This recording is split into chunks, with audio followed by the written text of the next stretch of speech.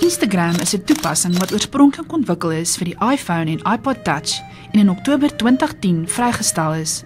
In April 2012 word Instagram vir Android slimfone vrygestel en net 'n paar dae later koop Facebook Instagram oor vir R7,8 miljard.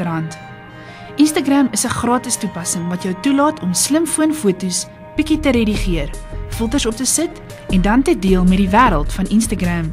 Op die 27ste Februarie 2013 kondig Instagram aan dat hulle 100 miljoen geregistreerde gebruikers het. So werk dit. Laai Instagram af by die App Store of by Google Play. Registreer met jou unieke gebruikersnaam. Neem 'n foto. Kies 'n filter. Skryf 'n onderskrif. Voeg 'n hashtag by. Dan is die kans groter dat die mense jou foto sal sien.